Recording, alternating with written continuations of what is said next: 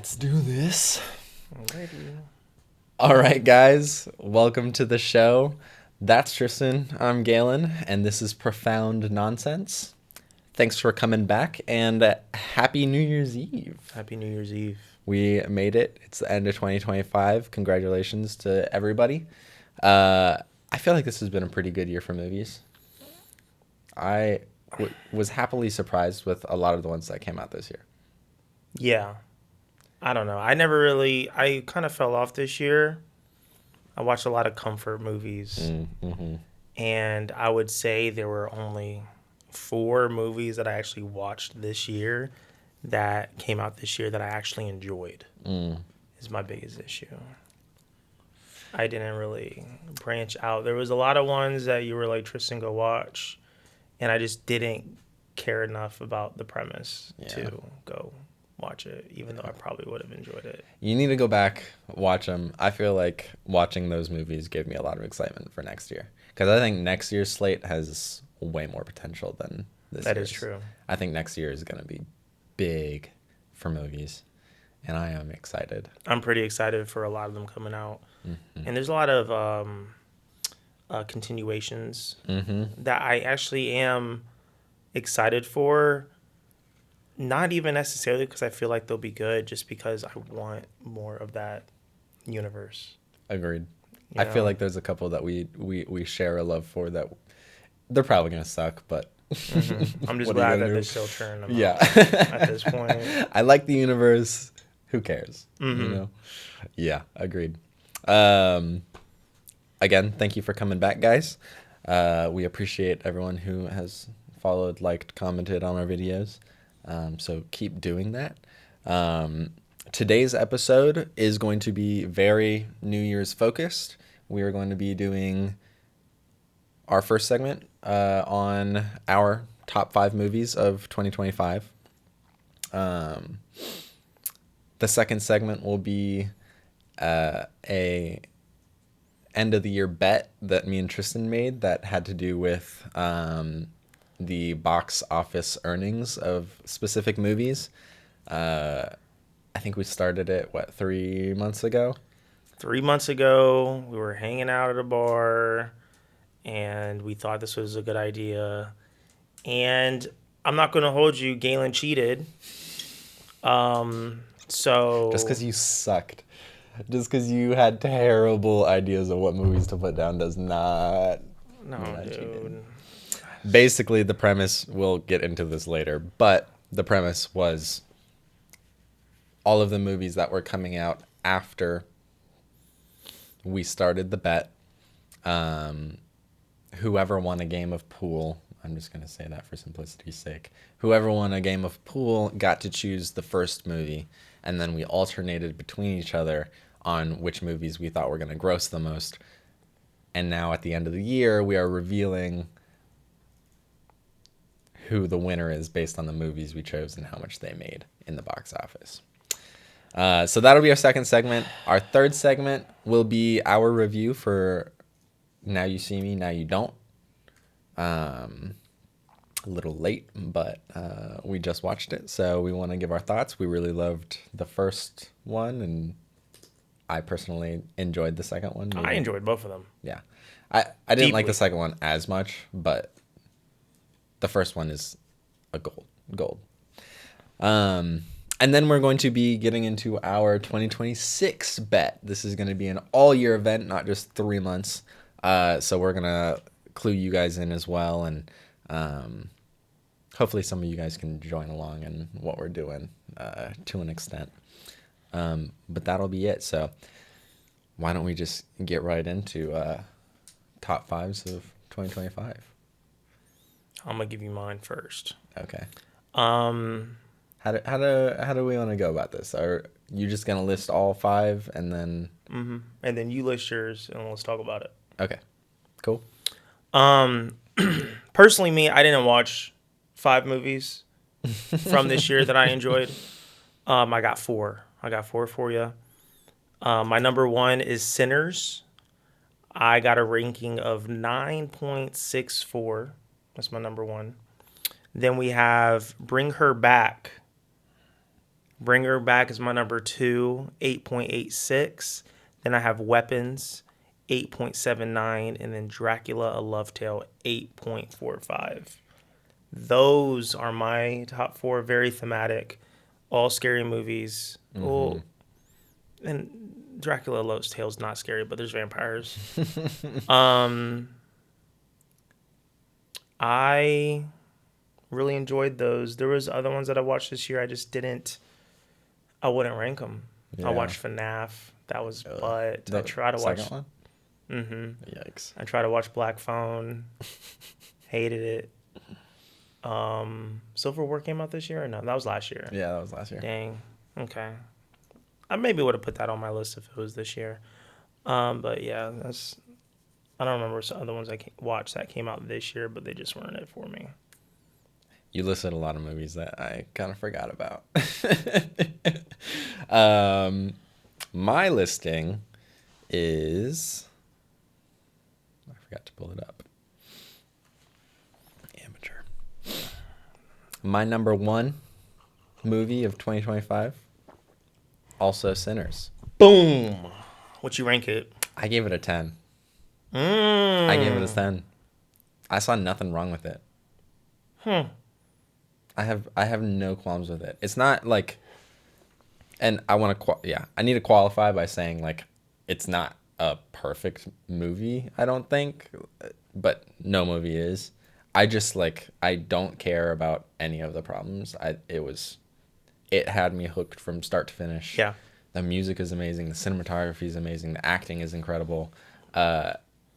I listen to all of the songs from that movie, semi-regularly at this point. It is so good. It is a beautiful movie.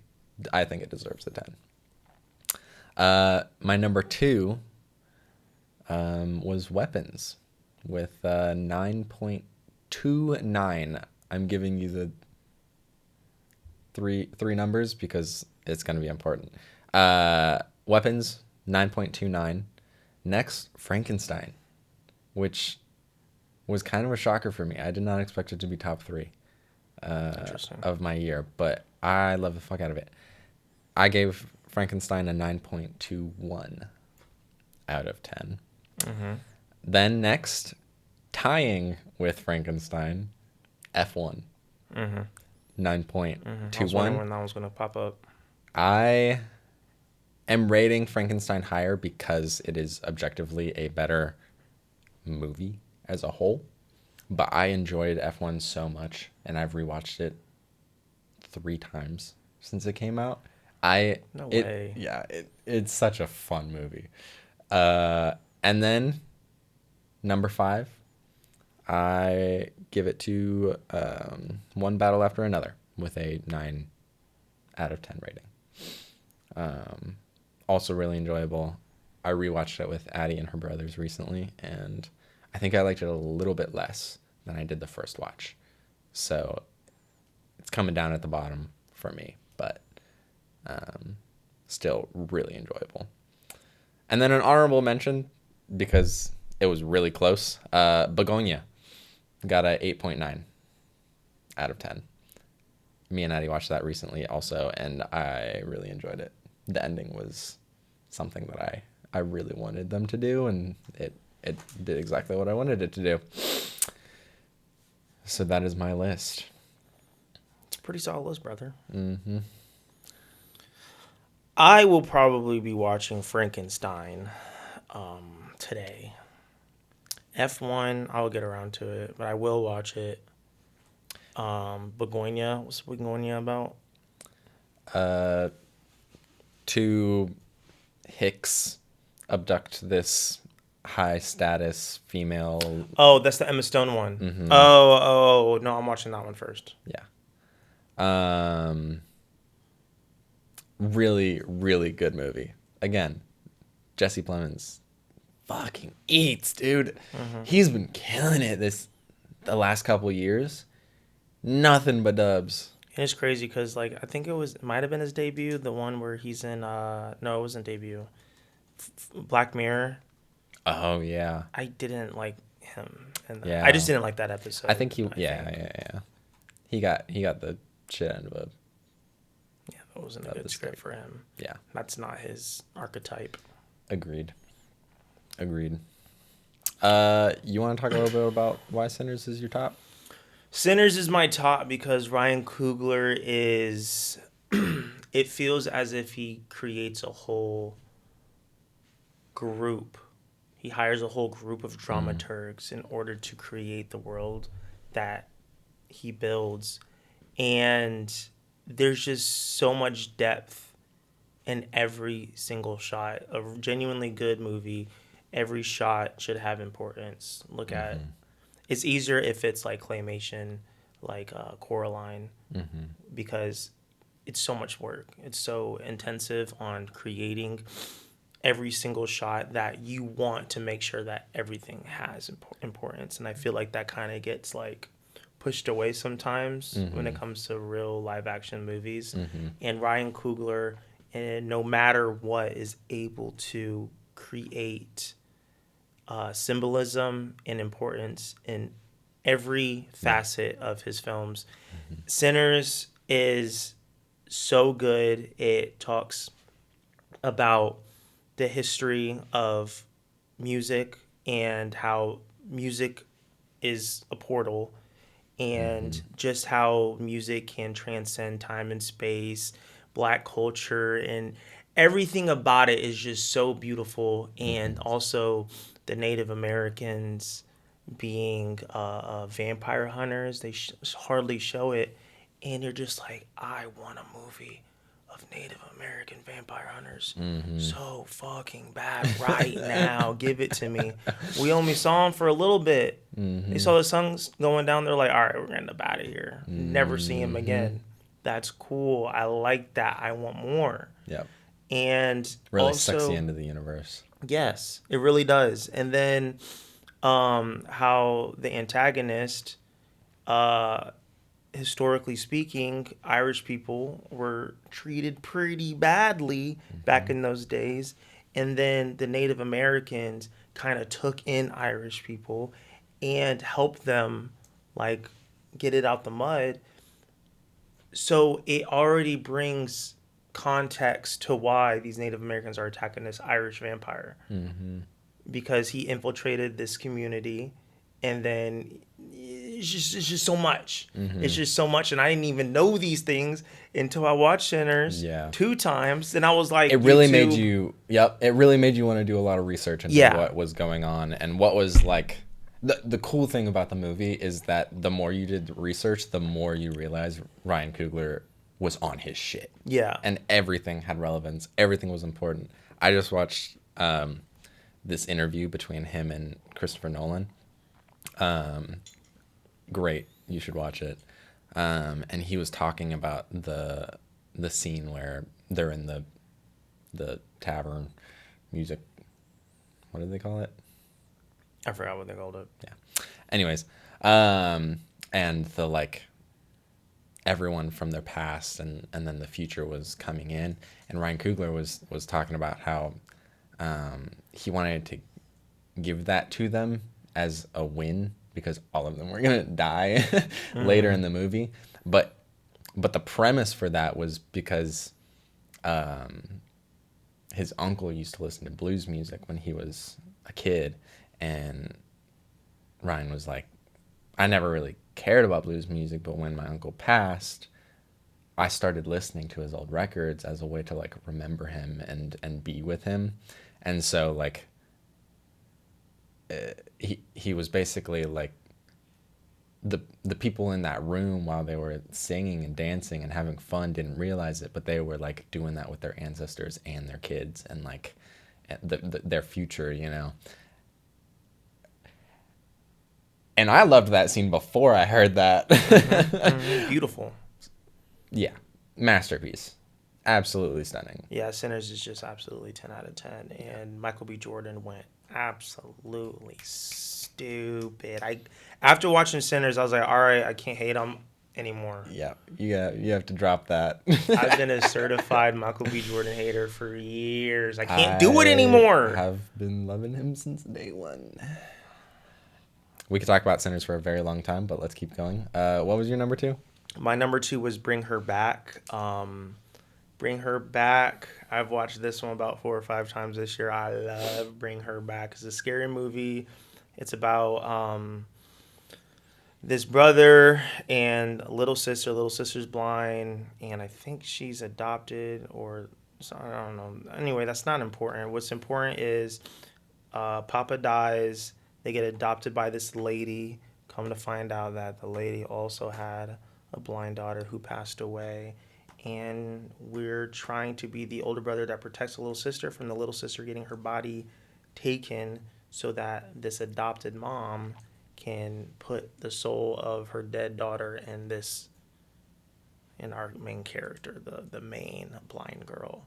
And it is just uncomfortable. It's The unsettling. villain is incredible. The villain was beautiful in her execution. It was so uncomfortable and felt so real. She felt like just an insane woman who lost her kid and took it way too far. And she doesn't know how.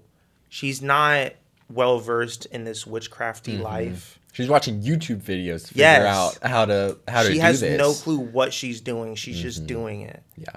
And that was my favorite aspect of the movie. Yeah. Because we always get, because my number 3, let's just jump real quick, weapons. That's fine. We got Aunt. Yeah. We got Auntie, Yeah, dude. who Man, is great year for female witches. Oh. antagonists.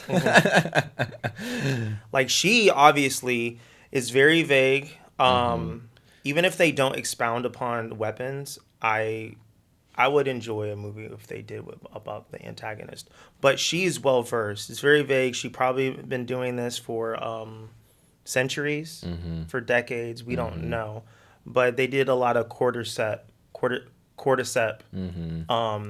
little nuggets throughout the movie. Fungi, I don't know. Maybe she's a fungus, maybe she's a witch, we don't know. But she knows what she's doing. And Bring Her Back, she doesn't. Yeah. We get a lot of witches that already know how to do what they do. I like that. Very In Bring Her interesting Back, take. she was a newbie in this. And then also she had a huge reputation in social work. Yeah. Being a really good social worker. Yeah. And the moment she lost her daughter, she just went apeshit. Yep. I like that. Also, the kid acting in that movie was amazing. They cooked. Biting the table. Oh my god. Oh. Horrible. Yeah, I it's love awful. that movie. It's awful. I had a haven't hard been time. that like disgusted in the movie. It in was. so I had to long. look away for so many parts of that movie. It was Body a horror refreshing one. Is hard for me. And then my number 3 was weapons. Yeah. The storytelling is real. It reminded me a lot of Memento.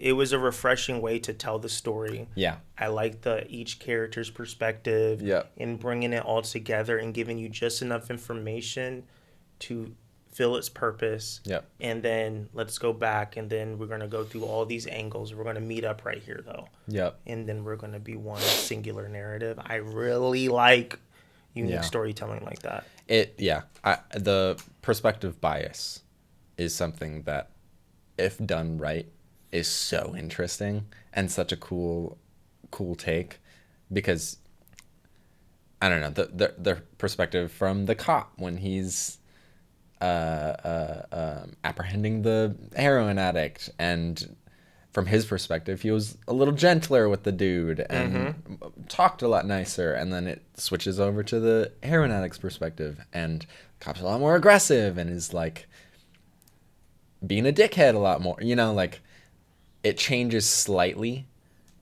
just enough for you to be like, huh, interesting.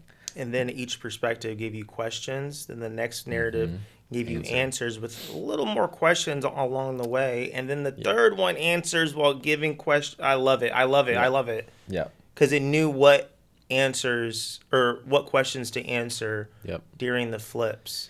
And you're never lost, and you're so intrigued in every moment. Yeah. It was such an interesting premise. My one gripe with weapons, which it was my number 2, I think. It was my number 2. My one gripe was I wanted to know a little bit more about Gladys. I wanted to know a little bit more about the antagonist. I felt like we just didn't know her motive enough. Which I think some people are like, yeah, that was the point. Is like we don't really know why she's doing what she's doing. But like, why are you kidnapping however many children and hiding them in the basement? It's like we don't get an answer to that. Well, kind of. No. She already tried to do the adults, the parents, But why? they're too old To do what? to get their life force. But we like never like that. That's an inference. It's a good inference, but it's an inference. Like no, she literally said that. That's what she needed the kids. No, she didn't. She didn't. She said that the parents didn't work. Yeah, because they're old. She didn't say why the parents didn't work, and she didn't say why she was doing it. I just feel like that's a heavy implication. 100%. I would have just liked a little more. That's fair. That's fair. Like, I would love a prequel for Gladys. I would love to see her running shit in like not the 80s, not the 70s. I'm so sick of that time period. Me too. We could do like I'll do the 1800s. I feel like she's centuries years old. She's gotta be. I think she. Yeah, because she was making references to. She said one term that was real old timey, and the professor like, called her out. Yeah, it was like the old word for tuberculosis or whatever. Yeah, shingles or something. Yeah, I don't know. something. Anyways, yeah. Ricketts? Was it Ricketts? No, I don't think. Oh, okay. I don't think so. But anyway, straight banger, straight heat. Dracula, A Love Tale. Technically, doesn't come out in the U.S. until next year, which is, I'm gonna say that's why I didn't put it on my list, but I just forgot about it. We bootlegged it. Still came out in 2025, and I think it is a beautiful film, and I love the angle that they took from Bram Stoker's Dracula, and it made him less of a monster and humified. What is that word? Humanity him? Yeah. You know what I'm saying? Yeah, gave him humanity. It gave him humanity, and you get to see some, like, I get it. Yeah. And also, like, his struggle from start to finish had, like, an amazing arc.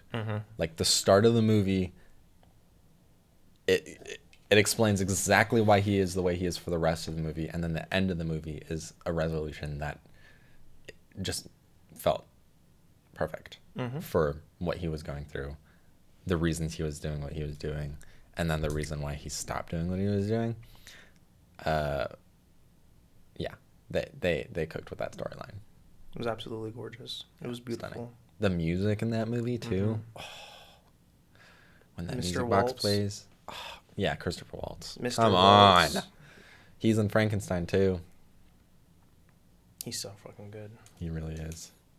Did you have a fifth, or was that it? Nope, I didn't have a fifth. Heard. Your turn. My next was Frankenstein. We talked about Sinners and we talked about Weapons. My next was Frankenstein. I watched that last night, so there might be a little bit of recency bias. It felt like a fucking fairy tale, but like dark, gritty, and exactly what you want from something like Frankenstein, or, you know, it felt like Nosferatu without the eroticism. Was it like, was it akin to Pan's Labyrinth in a way? Yeah. Yeah. That was very fantastical. That's one of my top 10 movies of all time, Pan's Labyrinth. And the story, it follows Victor Frankenstein for the first half of the movie, and then it follows the monster perspective for the second half. The story as a whole was just so well done. The acting was fucking amazing. Oscar Isaac, 8 as Victor Frankenstein. And Jacob Elordi, people can say what they want about him at this point. He was so good as the monster. He was so good. They did an amazing job at making you understand Victor's motives and understand his perspective while also kind of hating him. And then the monster kind of doing the opposite. It's like, oh my gosh, they made you feel for both characters, but mainly the monster. Was so good. Beautiful also. The colors and the cinematography that they used, cooked. Del Toro can do no wrong in that regard. Okay. Highly recommend. After that, F1, just a really fun movie. Just a great time. It doesn't really have a antagonist.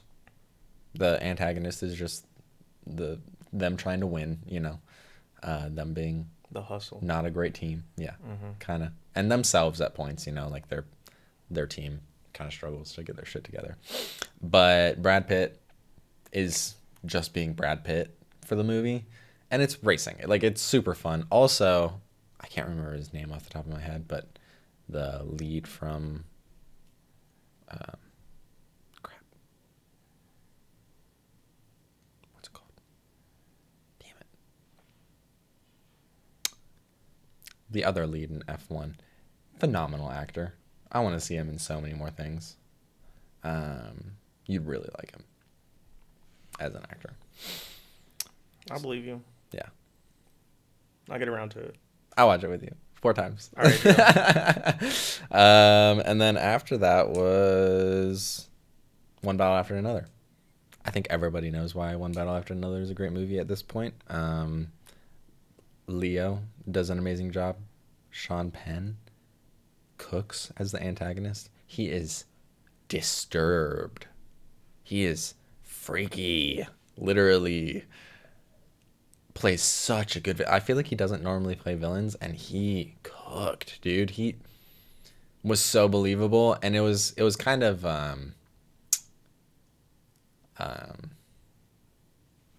gimmicky. Like, they were like taking some things to the extremes of what they are and making them kind of like slapsticky, but in a way that felt so real and just like, what the fuck is wrong with you? And then the story as a whole is just really well done. Beautiful movie. I didn't see that one either, so I can't participate. Nope. Gotta get on it, man. I do. I fell off this year. We're getting back on it, though. 2026. It's the year. It's the year. All right. Anything else for top fives of 2025? No. No? All right. Those were good-ass movies, though. Agreed. Our next segment is our 2025 movie bet. So, again, we explained this a little bit, but 3 months ago, me and Tristan took movies that hadn't come out yet. I won the pool game, and so I got to choose the first movie. After that, we alternated back and forth between people. And what the fuck? Sorry, my printer's going off right now. It's fine. Yeah. It's fine. Anywho, keep going. Alternated between people who got to choose movies. We each chose 5. 1, 2, 3, 4, 5. Yeah, we each chose 5 movies that were coming out in the last 3 months of this year. Focus up. I can't. Why is my printer going? What the fuck? Anyways, all right. I'm just gonna get into it because this is hysterical. I got robbed. Tristan's movies. So I got to choose first. I'm gonna list the movies out in the order that we chose them. So I chose Avatar: Fire and Ash first, because I went first, knowing that was gonna be a big hit. After I chose Avatar: Fire and Ash, Tristan chose Wicked. Good start. Then I chose Zootopia 2. Then he chose The Bad Guys 2.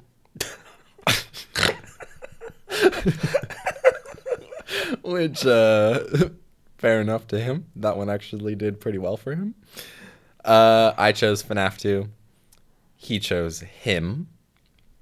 I chose Now You See Me 3. He chose The Housemaid.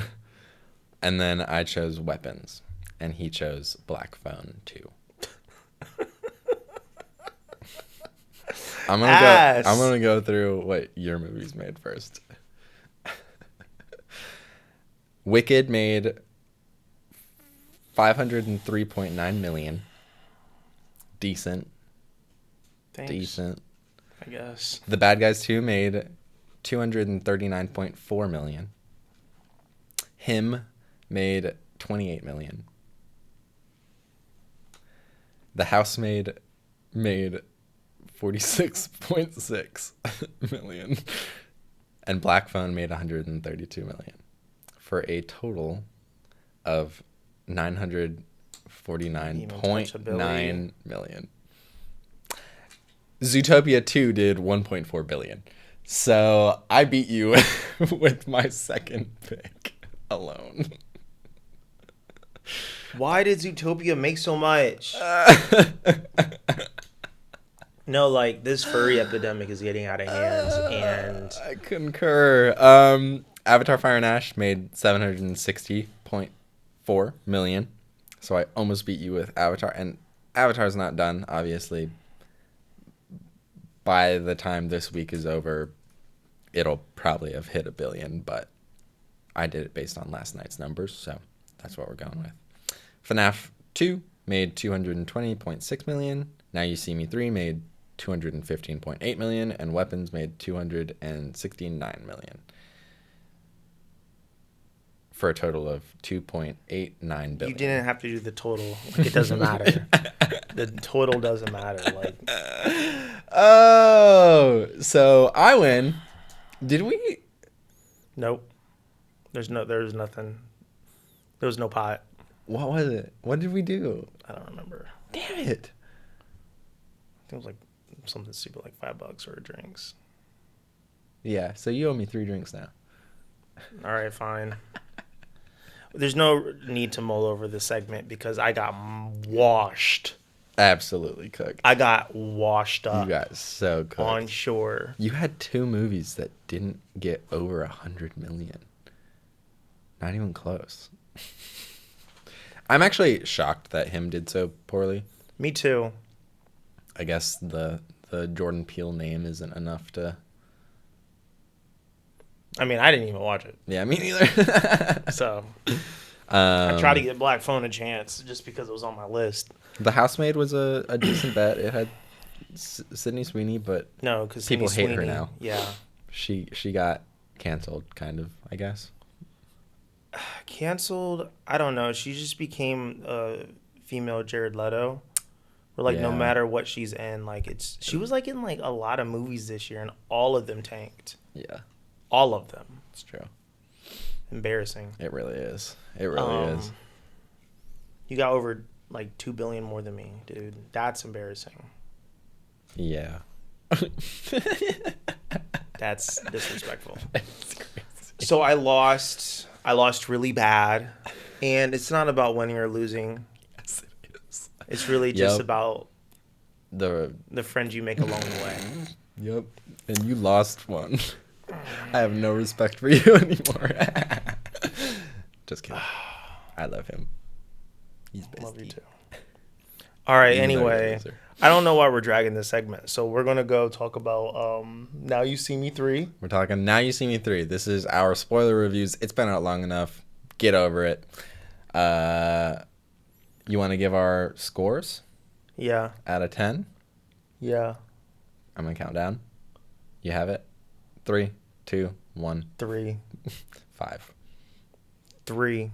I think I gave it a higher score only because I watched it with you. And we were dogging it the whole time. Yeah, I would have rated it more or less if I wasn't with you. Mm-hmm. So Now You See Me 3 is going to have Dave Franco, is going to have your Jesse Eisenberg, is going to have your Woody Harrelson. Isla Fisher. Don't forget about her. Isla Fisher. But here's the thing. It's the next generation of magicians. I don't think we fully knew the extent that they were going to rely on the kids in this movie. It was not even passing on the torch. It was a unity of the new gen with the old heads. And just like that dynamic, that's as old as time whenever they want to do that. And Right. it The just old wasn't heads. fun. The gimmicks, in the first two movies, the tricks, the magical heists that they pull off are fun, and they lead you astray. And then they're like Oceans, where they're like, oh, just kidding, they had it under control the whole time. And then they like show you like two things that happened where like you should have paid attention. It was the sleight of hand towards the audience of the movie.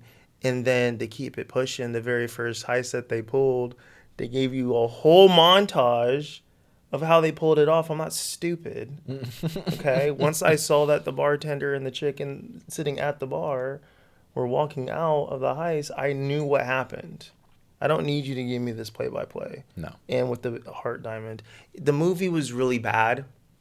It was very predictable, Gimmicky. gimmicky. Morgan Freeman gets killed after he gives his Morgan Freeman wisdom.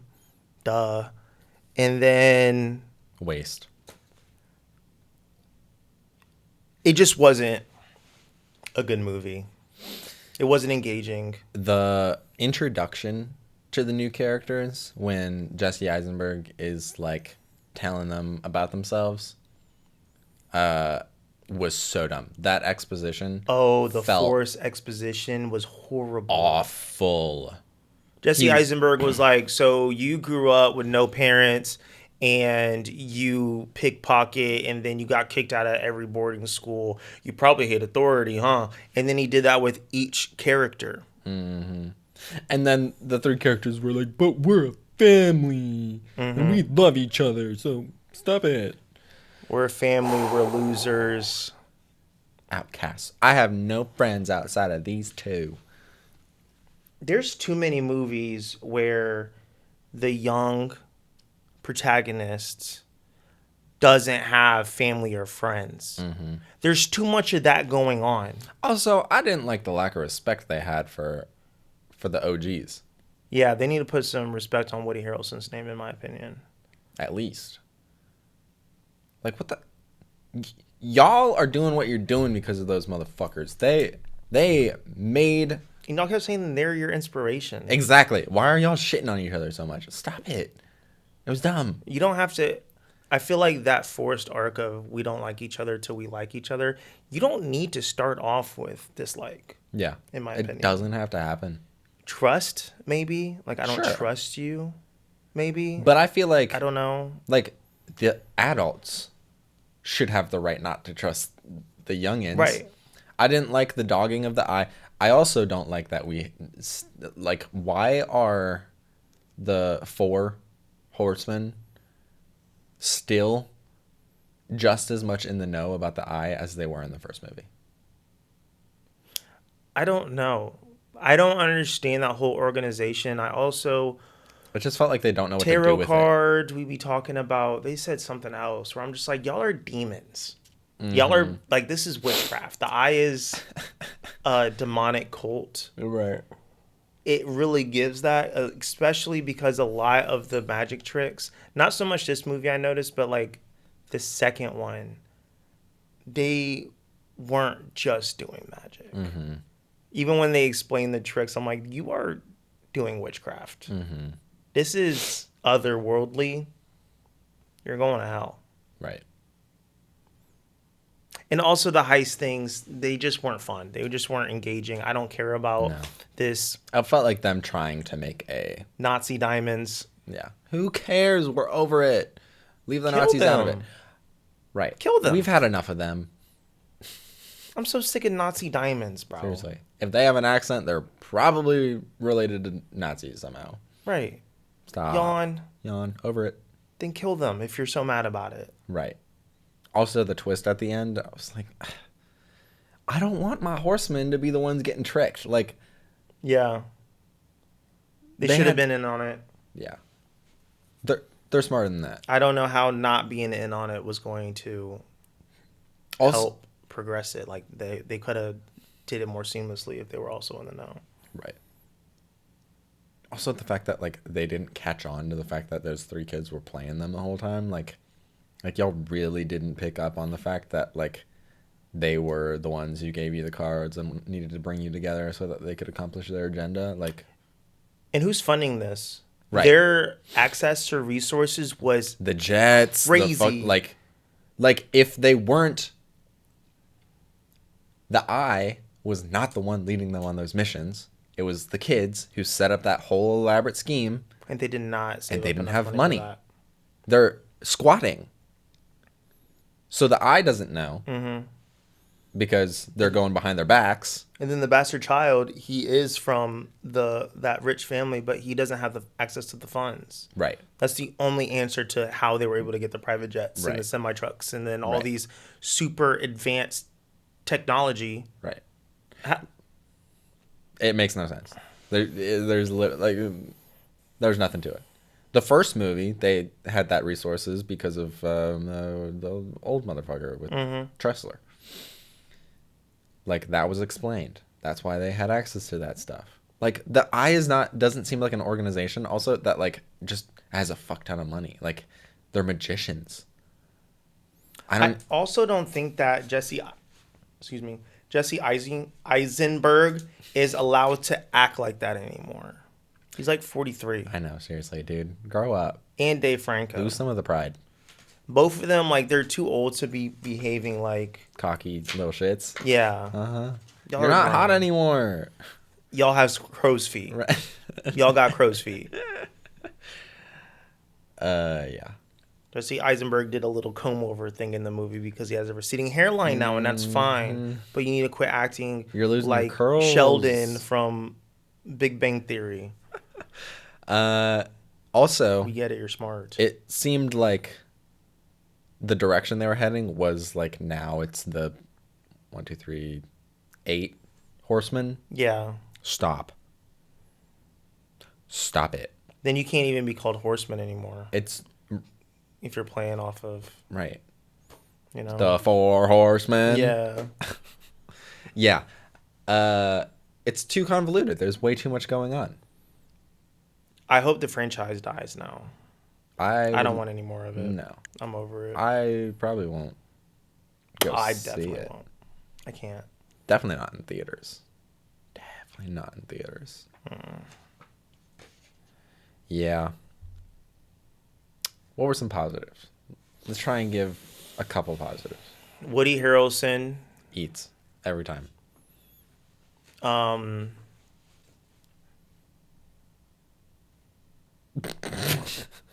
I didn't mind.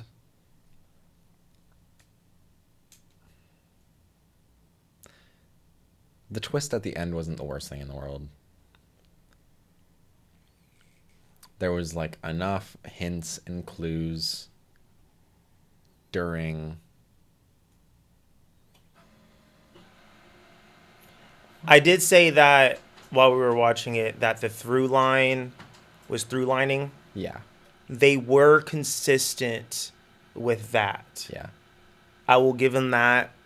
Nothing seemed like, okay, now you're just like throwing shit in to confuse the audience. But they gave dog bones every fucking 3 seconds. Like That is fair. You know. But at least they respected the dog bones in which they gave. For sure. For sure. And I'm going to give them that because some movies just don't. I will say that there were like when the mixed kid who was actually a part of the rich family, when he like finds out that the picture is has got the next clues in it, or like knows that he needs to pull this book to like open the next door. I was like, you guys are making no fucking sense right now. And then the end was like, oh, he schemed the whole thing. Yeah. So it was kind of like, okay, like I guess I can't have a problem with that anymore since they explained it away. You know, like he doesn't just like Know happen these things to out have of the nowhere. answers Yeah. for like the exact things I need. He set it up. So I guess that's fair. But it just felt like I forgot Molly was here. I don't know. Yeah, the movie was just bad. I wouldn't recommend it, to be honest. No. But with that being said, Woody Harrelson is still innocent in my eyes. And then also Mark Ruffalo costs too much now. So at the very end, there was a Mark Ruffalo little projection. We got a solid 20 seconds out of him. And I'm almost convinced like the back shot wasn't even him. I think it could have been like face rendering. They didn't even. I think it was, bro. He looked kind of weird. He did. He looked like, I don't know, they used a video, they Skyped him. They FaceTimed him real quick and just record screened it and then rendered it for the movie. I don't think he was actually on set for any of it. I think he sent a video. And they paid him $100 million. Yeah. I like the breakout scene, I guess, the movie breakout scene up until it doesn't matter. This was still bad. Yeah. But anyway, enough talking about Now See Me. Yeah. We're going to talk about what we're excited for 2026. You first. All right. So obviously I'm going to be excited for The Odyssey, Mr. Christopher Nolan. And then I'm excited for Spider-Man. I'm elated to see how they're going to do Tom Holland's Spider-Man now that we're doing the opposite. He started with everything. Now he's got nothing, as opposed to he's got nothing. He starts obtaining things. That should be very, very interesting. And I think that they're going to do Spider-Man real good justice. And then the next three I'm about to list is I'm simply excited for them because I like those franchises, not necessarily because I have faith in the movies. 28 years later, I'm going to watch it no matter what. I didn't like part 1, but I'm still going to watch part 2 in the theaters because that's 28 Days Later is my favorite zombie movie of all time. So I have to stick it to the end. It's my duty. Return of Silent Hill. That is one of my favorite video game franchises, right under my third one. But Silent Hill, I'm gonna watch it no matter what. I love Silent Hill. Great universe. I played all the video games. I watched all the movies. I don't think I have faith in it. Yeah. The first Silent Hill movie was really good. That's one of my comfort movies, but the other ones that came out were not good. I'm still going to watch this one, though. Resident Evil, I think they're doing a remake. Same thing. The first one was really good. The first movie, I don't even know what they're going to do with this one, but I'm still excited to watch it. Legend of Aang, I'm excited to watch that. I think that's just going to be a fun one. You know what I'm saying? Yeah. It's not going to be a great movie, but it'll be a fun time. And we'll get to see Aang as an adult. It'll be cool. And then my ass, don't hate me. I'm going to watch it, but I don't really care. Doomsday. Oh, yeah, me too. Doomsday, Toy Story, and Final Destination. Those are 3 movies that... They're making another Final Destination? Yes. Oh, my God. I'm going to watch them off principle because, those 3 are also,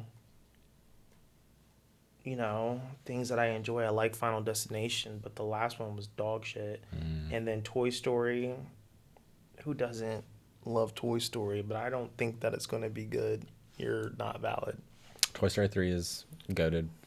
The first 3 are goated. The first 3 are goated. And then Doomsday, I'm Marvel ensembled out. Does that make sense? Dude, they got too much going on, and they're just trying. I'm not happy about Chris Evans being back. Chris Evans being back, Robert Downey Jr. being back. There's no stakes anymore. You can't keep No. getting rid of characters and then reintroducing them Also, like, because your new roster sucks. I think about like Fantastic Four was a fun movie. I enjoyed it. So is Thunderbolts. Both of those, like, I enjoyed Thunderbolts more than Fantastic Four. I think it holds up better. But like, what they're doing with Doomsday feels like it's gonna completely put them on the back burner. Like, they're not in the spotlight anymore. Mm-hmm. They're background side characters who are back to being background side characters, you know?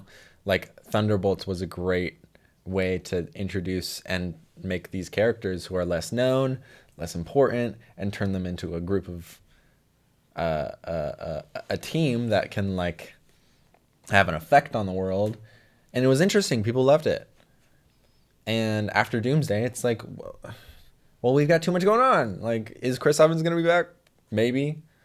He is. I saw a trailer telling me specifically Chris Evans is back. I mean, like for good, you know? Like, is he back, or is he just kind of like back? I don't know, but he shouldn't be back at all. I agree. He needs to go do something Again, else. because I want to see more Thunderbolt action and more Fantastic Four action. Like, that specific version of those characters. Like, I want the retro Fantastic Four universe more. Mm-hmm. I want to see them fight more villains in that universe.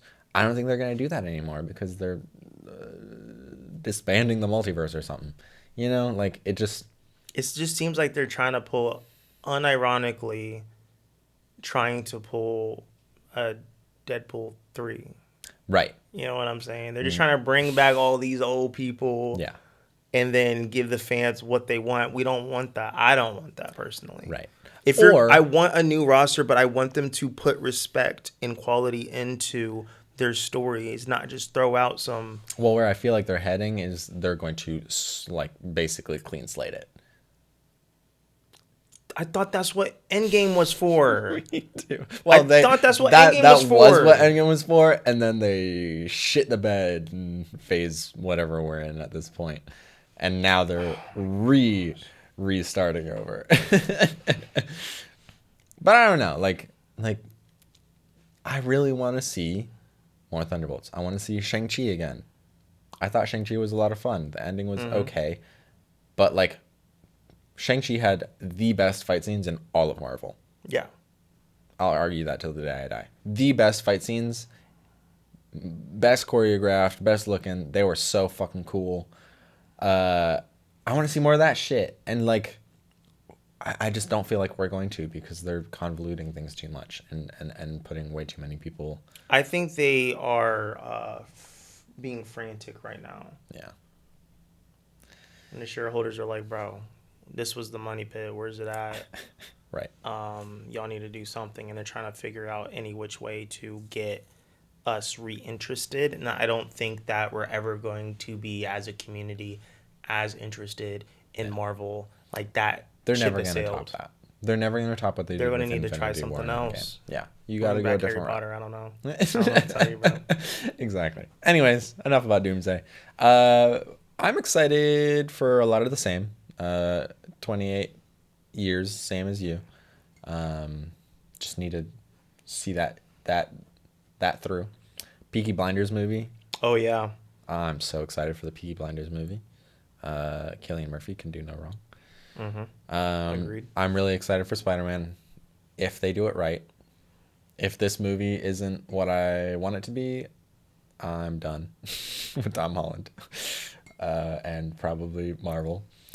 The Odyssey is my most anticipated movie of the year. I am absolutely elated that movie is coming out. I know that it's going to be everything I want. I'm obsessed with Greek mythology and those stories. Homer did some great work writing that out. So that's big on my list. Project Hail Mary is another one that I'm excited for. I read that book earlier this year, and Really interesting concept. It's by the same guy who wrote The Martian, the one that Matt Damon was in. And they made a movie on that, and that movie was pretty good. And I think Project Hail Mary has a more interesting premise. So I'm curious to see what they do with that. I feel like there's more. Yeah, Doomsday I'm about. Dune 3. Oh yeah, Dune 3 is coming out. Excited for Dune 3. I'm gonna go see Dune 3 over Avengers Doomsday. They come out the same day. I'm watching Dune 3. Those are the ones I'm the most excited about, I feel. It's gonna be a big year for movies, guys. This is exciting. It's a pretty solid roster. Yeah. Let's wrap it up by talking about our 2026 bet. What that's going to look like, how we're going to do that. And then our bi-monthly event thing that we're doing. Our 2026 bet is based on the franchises that we are interested in. The premise of this bet is me and Tristan are going to create our baseline interest at the moment for the franchises that we love. Should I list out all the franchises that we're doing? Do a quick rundown. We'll do the filling out off. Yeah. We are going to fill out these baselines off camera and away from each other. Neither of us are going to know what the other's baseline interest, intrigue, excitement is for these franchises. And that baseline is going to be an out of 10 score. Now the bet is going to be, I am going to try and fill in for Tristan what I think the movies that are coming out in 2026 are going to do for Tristan's intrigue in those franchises. So, for example,